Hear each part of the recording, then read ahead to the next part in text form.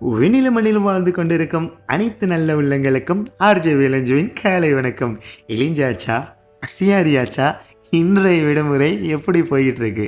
இந்த வாரத்தில் என்னோட நண்பர் ஒருத்தர் வந்து கேட்டிருந்தாரு, நண்பா எல்லாருக்குமே ஒரு ஒரு உடை போடுறிய, எனக்காக வெள்ளை நிற உடை போடுறியான்னு. நண்பா, உங்களுக்காக இன்னைக்கு நான் வெள்ளை நிற உடை போட்டிருக்கேன். அப்புறம் ஒரு சிறிய தகவல், பத்துமலை அடிவாரத்தில் இருக்கக்கூடிய சிவானந்த ஆசிரமத்தில் வந்து இப்பொழுது ஒரு கேம்ப் நடந்துக்கிட்டு இருக்கு. 12 வயசுலேருந்து 17 வயசு மாணவர்களுக்கு வந்து அந்த கேம்ப் நடத்திட்டு இருக்காங்க. இந்த கேமோட நோக்கம் வந்து அடிப்படை ஆன்மீக வாழ்க்கையை எப்படி கல்விக்கும் வாழ்க்கைக்கும் பயன்படுத்துவதுன்றது.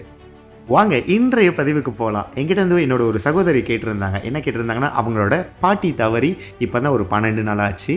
ஆனால் அவங்க பாட்டியை வந்து அவங்க ரொம்ப மிஸ் பண்ணுறாங்களாம். அதனால் பாட்டியை பற்றி ஒரு சிறிய கவிதை, அந்த கவிதைக்கு முன்னுக்கு ஒரு விஷயம் உங்கள்கிட்ட சொல்லணும்னு விரும்புகிறேன்.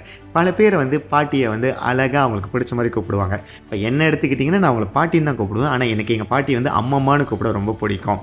சில பேருக்கு பார்த்திங்கன்னா வந்து பாட்டின்னு கூப்பிட பிடிக்கும், சில பேருக்கு பார்த்திங்கன்னா ஆயின்னு கூப்பிட பிடிக்கும், சில பேருக்கு அம்மாயின்னு கூப்பிட பிடிக்கும். உங்களுக்கு உங்கள் பாட்டியை எப்படி கூப்பிட பிடிக்கும்? இதோ உங்களுக்காக பாட்டியை பற்றி ஒரு கவிதை. பாட்டி என்றால் வார்த்தை உறவு மட்டும் அல்ல, அது நம் குழந்தை பருவத்தின் பாதுகாப்பு, அன்பின் முதல் மொழி. அவள் மடியில் கிடைக்கும் அமைதி, அவள் கைகளில் சாப்பிட்ட உணவு அமிர்தம், அவள் சொல்லும் கதைகள் வாழ்க்கையில் பாடம், அவள் சிரிப்பு வீட்டின் சந்தோஷம். வயது வெள்ளி முடி கொடுத்தாலும் அவள் மனசு இன்னும் தங்கம்தான்.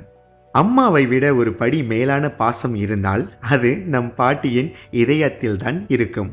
உங்கள் அனைவர்கிட்டையும் இந்த விஷயத்தை பகிர்ந்துக்கணும்னு நினைக்கிறேன். ஒருவேளை உங்கள் பாட்டி உங்கள் கூட இல்லை, இறந்துட்டாங்கன்னா நீங்கள் இதை மட்டும் ஞாபகம் வச்சுக்கோங்க. உங்கள் பாட்டி உங்கள் கூட இருந்திருந்தால் கூட நீங்கள் அவங்கள பார்க்குறப்ப மட்டும்தான் அவங்க உங்களை பார்த்துருக்க முடியும். ஆனால் இப்போது இறைப்பாதம் அடைஞ்சிட்டனால உங்கள் பாட்டி 24 மணி நேரமும் உங்களை பார்த்துக்கிட்டு தான் இருப்பாங்க. நீங்கள் என்ன செய்கிறீங்கன்னு பார்த்துக்கிட்டு தான் இருப்பாங்க. உங்கள் மேலே மிந்தியை விட இப்போ அவங்களுக்கு அதிக அன்பு தான் இருக்கும். உங்கள் கூட இருந்திருந்தால் கூட சில நேரத்தில் சந்தோஷமாக, சில நேரத்தில் கவலையாக இருந்திருப்பாங்க.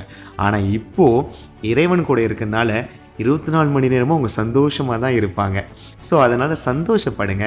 பாட்டியோட ஆசீர்வாதம் எப்பொழுதுமே உங்கள் கூட இருக்கும். இன்றைய பொழுது நலமாக இருக்க இறைவனை பிரார்த்திக்கிறேன். நன்றி, வணக்கம்.